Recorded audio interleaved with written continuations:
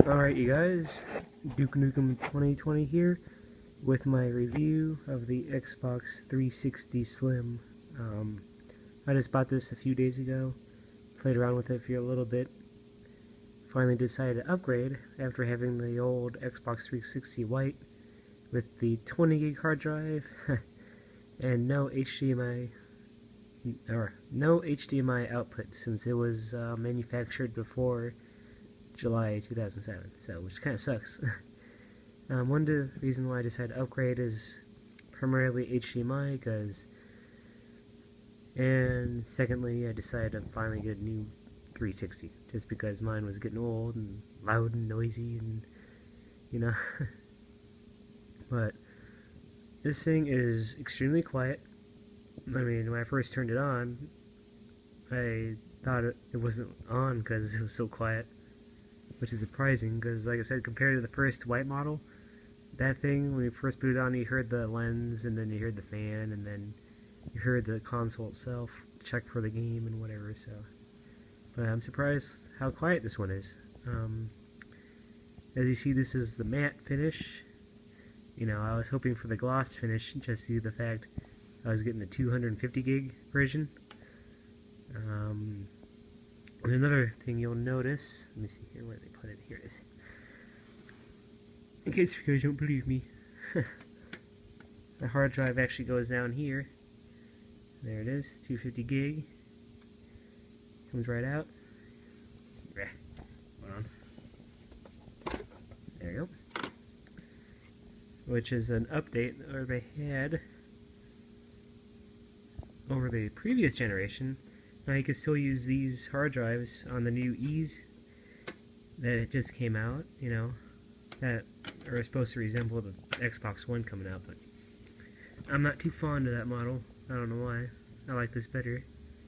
But this thing is, these buttons though are extremely sensitive. I could just open it up just by going like that, like right across the button, or just turn it on just by barely pressing it, which is okay. I mean, just gotta be careful nowadays. Let's take a look at the console itself. Now this has that angular design. I mean, I like it, but it's just personal preference. Got the fan here on top. Huge ass fan. And then you got the side vents, which is good actually. I like this. And then on front, of course, you got the power button with the little quadrants around it, you know, for player 1, 2, 3, 4, whatever.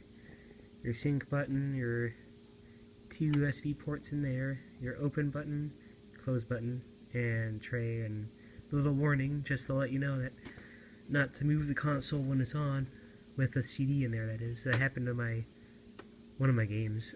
Scratched it, so. And then you got 3 USBs on the back. But one thing you'll notice, there's no little clip. There's no little clip, you know, like the old Xboxes had for the wireless receiver. But this thing has built-in wireless, so they kind of felt like they really didn't need that. I mean, you can still use it because the broadband and wireless adapter still has like better connectivity for longer distances, I think. Okay, let's take a look at the ports. You got 3 ports. Yeah, of course, I got my little flash drive. You got your network, your connect. That's another thing, is connect ready. The big thing I loved, HDMI out. You got your standard AV out, also used for S-Video and component and composite. And I can't remember the terminology, but it's also used like you can get a special cable to hook up to a computer monitor or a TV that has a serial input, you know, for a laptop or a computer. And then you have your optical out, which is non-existent on the new Xbox 360Es. They took that out as well, which is not good. The Xbox 360 Slim is the only Xbox console to actually have one built in into it, you know. And then you got your little power adapter right there, and a little security lock if you want to secure this thing, I guess, if you're really that paranoid about it. And there's nothing really special on the bottom, just more the same. But it's like, just like the top, but with no vent. That's about it. It's nice looking. I kind of like the matte finish, to be honest with you.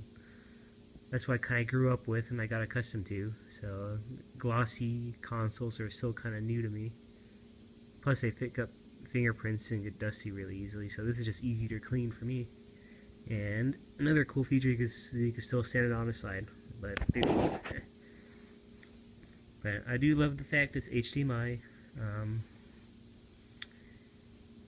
Finally, I noticed the picture from component to HDMI was a larger jump.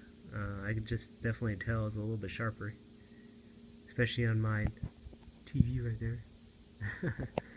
So, but all in all, this is actually a good buy. I mean, it depends on if you like. They're discontinuing these models now in favor for the new models coming out. So I just got mine. That was the last one in the store. So, but it was a good buy. I'm glad I got it. Quiet as heck. Extremely quiet when I play a game.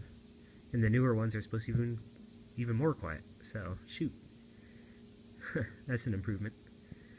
Alright, well, don't forget to rate, subscribe, and leave a comment, or whatever you guys feel like. Thanks for watching.